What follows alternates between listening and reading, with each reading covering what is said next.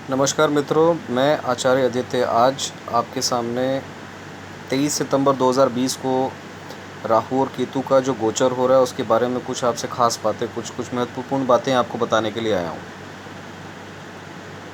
देखिए, राहु और केतु 18 महीने में एक बार गोचर करते हैं और ज्योतिष में जिस ग्रह की जितनी मंद गति होती है उसका जो गोचर होता है वो उतना ही महत्वपूर्ण माना गया है।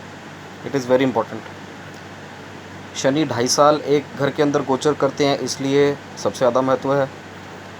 राहु और केतु 18 महीने करते हैं, इसलिए ये भी काफ़ी महत्व रखता है। बृहस्पति जो है वो 1 साल 360 दिन के करीब रहते हैं, इसलिए उनका भी महत्व अधिक है। और राहु और केतु 30 सितंबर 2020 को करीब 1.5 साल के बाद अपना गोचर कर रहे हैं। राहु जो है वो वृषभ राशि, जिसे हम इंग्लिश में टॉरस कहते हैं, और केतु स्कॉर्पियो, जिसे हम वृश्चिक राशि बोलते हैं, इसमें गोचर करेंगे।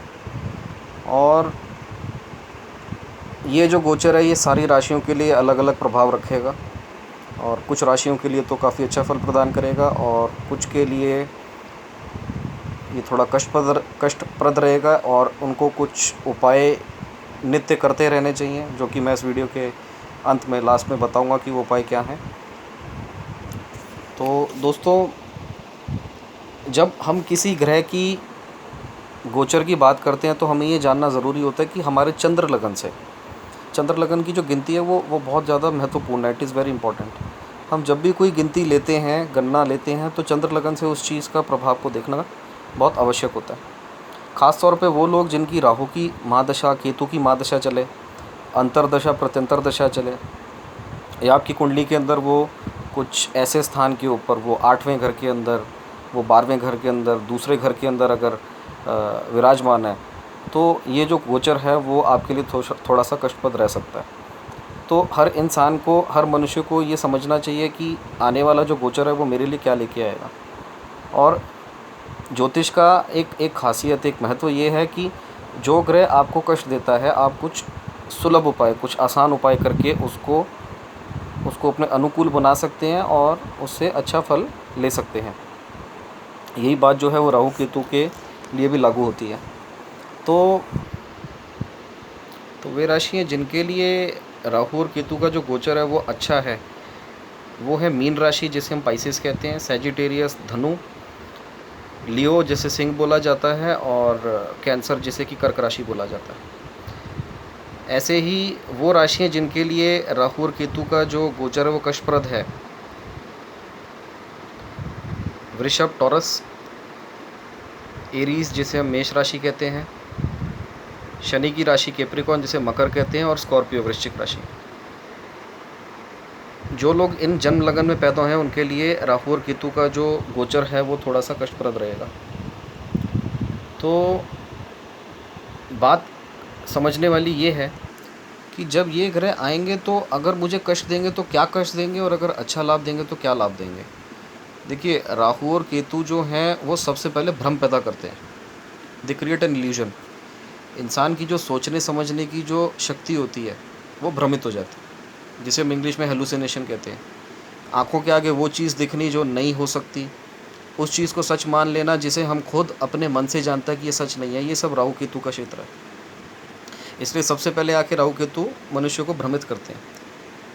तो जिन राशियों के लिए मैंने अभी बताया ये कष्टप्रद है, तो ये एक जो प्रॉब्लम है, ये एक दिक्कत उन्हें ज़रूर आएगी। इसलिए मैं आपको कुछ उपाय बताऊंगा जिससे कि आप इन ग्रहों के इस कष्ट से अपने आप को बचा सकते हैं, और कुछ समय की पूर्ति के बाद जब आप इन उपायों को लगातार करते हैं तो ये ग्रह आपको अच्छा फल भी प्रदान करते हैं। अगर मैं राशि के हिसाब से बात करूं तो सबसे पहले वृषभ राशि के लोगों को मैं बोलूँगा कि अगर वो अपने शरीर पर कुछ चांदी धारण करें, अंगूठी के रूप में, पेंडेंट, लॉकेट के रूप में, तो राहु शांत रहेंगे और आपको कुछ समय के बाद अनुकूल फल ज़रूर प्रदान करेंगे। साथ ही अब 4 बुधवार लगातार जो जटा वाला नारियल होता है, जो ब्राउन कलर का नारियल होता है, जिसकी जटाएं होती हैं और जिसको हिलाते हैं, जिसमें पानी आता है, जो देवी दुर्गा की पूजा के अंदर हम उपयोग करते हैं, उसे एक साफ़ नहर, दरिया, किसी नदी में, किसी बहते पानी में, जिस दिशा में पानी बह रहा है उसमें उसका विसर्जन कर दीजिए अपने सर से 7 बार वार के। तो राहु अनुकूल ज़रूर होंगे आपके लिए। ऐसे ही मेष राशि वालों को मैं बोलूँगा कि उन्हें नित्य केसर का टीका अपने माथे पर, अपने मस्तक के ऊपर ज़रूर लगाना चाहिए, उससे उन्हें काफ़ी लाभ होगा। और पीली सरसों जो होती है, छोटी गोल सरसों होती है, वो कुछ मात्रा में लेके, आधा किलो, 800 ग्राम, 1 किलो लेके, उसे भी एक साफ़ नदी, एक एक दरिया, एक नहर के अंदर जिस दिशा में वो जा रहा है, बुधवार के दिन अगर आप विसर्जन करते हैं, तब भी राहु केतु शांत होते हैं और आपको अनुकूल फल प्रदान करते हैं। अब बढ़ते तीसरी राशि, कैप्रिकॉर्न माने मकर राशि। मकर राशि के लोगों के लिए मैं बताऊंगा कि अगर आप अपने घर में एक चांदी का हाथी, किसी भी साइज़ का, शुद्ध चांदी का अगर आप हाथी रखते हैं, तब भी राहु केतु आपके अनुकूल होते हैं। और जब कभी आपको मौका मिले, तो जब आपको कहीं पे हाथी मिले, कहीं पे सर्कस पे मिले, या कहीं आपको किसी भी तरीके से अगर एक हाथी प्राप्त हो जाए, तो उसको अपने हाथ से मूली ज़रूर खिलाइएगा। ये उपाय करना थोड़ा मुश्किल ज़रूर है, पर अगर आप करेंगे तो उसका जो लाभ है वो बहुत अच्छे तरीके से मिलता है। और ख़ास तौर पे जिस दौरान राहु और केतु आपको कष्ट दे रहे हो, अगर आप हाथी को मूली खिला पाएँ, ये मैं सभी राशियों के लिए बोलूँगा, सिर्फ मकर राशि के लिए नहीं। अगर आपको राहु अधिक कष्ट दे रहा है, राहु केतु, और अगर आप हाथी को अपने हाथ से मूली खिलाते हैं, तो राहु तत्काल एकदम वहीं के वहीं शांत हो जाते हैं और आपको अनुकूल जो जो रिज़ल्ट है, जो आपको नतीजा है, वो मिलना शुरू हो जाता है। तो जब कभी भी आपको मौका मिले, गजराज को, जिन्हें हम हाथी कहते हैं, उनको अपने हाथ से मूली ज़रूर खिलाएं। और अंत में वृश्चिक राशि। वृश्चिक राशि के लोगों के लिए भी मैं कहूँगा कि अपने गले में कोई पेंडेंट, लॉकेट, जिन देवी देवता की आप पूजा करते हैं, जो आपके अधिपति देव हैं, उनका आप लॉकेट धारण कीजिए। और जब कभी मौका मिले तो खोटे सिक्के, बाज़ार में खोटे सिक्के मिल जाते हैं जो अब वैल्यू नहीं रखते हैं, जिनकी अब गणना नहीं है, तो करीब 21 ऐसे सिक्के लेके अगर आप एक एक बहते दरिया के अंदर, एक साफ़ नहर वाले पानी के अंदर अगर आप एक एक करके विसर्जन करते हैं, ओम रांग राहवे नमः, ओ या ओम भ्राम भ्रीम भ्रोम सो राहवे नमः के नाम से मंत्र का जाप करते हैं, अगर आप करते हैं, विसर्जन करते हैं, तब भी राहु जो है वो काफ़ी अनुकूल होते हैं और आपको अच्छा फल प्रदान करते हैं। बाकी 2-3 चीज़ें मैं कुछ आपको ज़रूरी बताऊंगा, जो कि 12 की 12 राशियों के लोगों को करनी चाहिए। जो मनुष्य, जो जातक हनुमान जी की पूजा करता है, हनुमान चालीसा का पाठ करता है, बजरंग बाण का पाठ करता है, संकट मोचन हनुमान अष्टक का पाठ करता है, और बुधवार, शनिवार या मंगलवार के दिन हनुमान जी को चोला चढ़ाता है, चोले के अंदर हनुमान जी को गेरुआ सिंदूर, चमेली का तेल, जनेऊ, ध्वजा, लंगोट, पीले रंग के कुछ मिष्ठान, जिसमें कि बेसन का लड्डू, मोतीचूर का लड्डू आता, अगर आप चढ़ाएँ, तब भी राहु केतु शांत रहते हैं। तो बजरंग बली की पूजा तो नित्य सभी राशि के लोगों को करना चाहिए, उससे राहु और केतु आपको ज़रूर अनुकूल फल देंगे। ख़ास तौर पे वो लोग जिन लोगों की राहु की महादशा, अंतर प्रत्यंतर दशा, ऐसे ही केतु की महादशा, अंतर और प्रत्यंतर दशा चल रही है, उन्हें नित्य हनुमान जी की पूजा करनी चाहिए। तो ये ग्रह कुछ समय में आपको अच्छा फल प्रदान ज़रूर करेंगे। ऐसे ही भगवान काल भैरवनाथ की पूजा, जो कि रुद्रांश है, शिव जी का अंश हैं, अगर उनको आप मदिरा का भोग लगाते हैं, उनको कुछ समय समय पे आप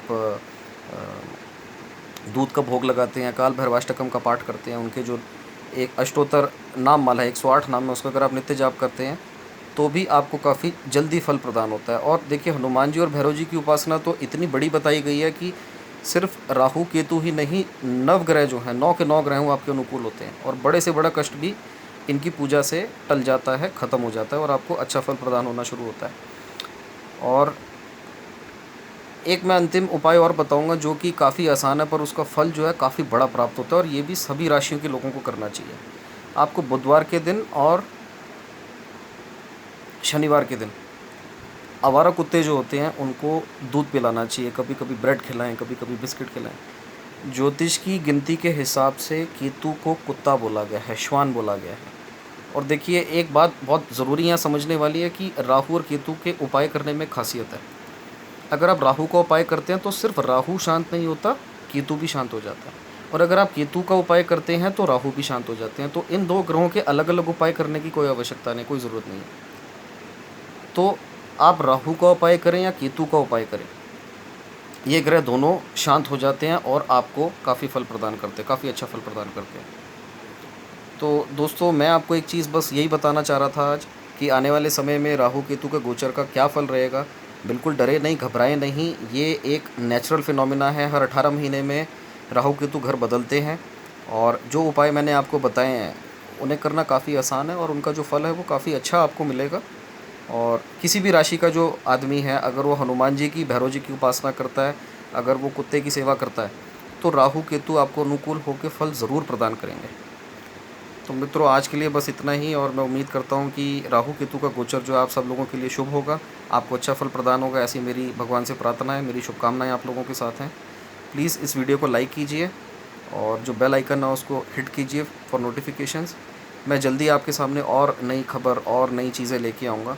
और मेरे कोई भी भाई बहन, मेरा कोई भी दोस्त मुझसे किसी भी प्रकार का अगर राहु केतु से या अपनी कुंडली से जुड़ा कोई भी प्रश्न पूछना चाहता है तो कृपया करके कमेंट बॉक्स में आप अपना नाम, अपनी जन्म तिथि, अपना जन्म स्थान और अपना जो जन्म समय है उसको ज़रूर लिखें और अपनी परेशानी लिखें। मुझे आपकी परेशानी को हल करने में काफ़ी अच्छा लगेगा। और मैं उम्मीद करता हूँ कि आप लोग कुछ प्रश्न मेरे पास लेके आएंगे और जितनी जल्दी हो सकेगा मैं उसका आपको ज़रूर जवाब दूंगा। और भगवान की मर्ज़ी से, भगवान की इच्छा से आपकी जो परेशानी ज़रूर दूर होगी। अब मैं आचार्य आदित्य आप सब लोगों से विदा लेता हूँ। जल्दी आप लोगों के सामने मैं दोबारा आऊँगा और ज़रूर आपके लिए कुछ ना कुछ और अच्छा लेके आऊँगा। धन्यवाद।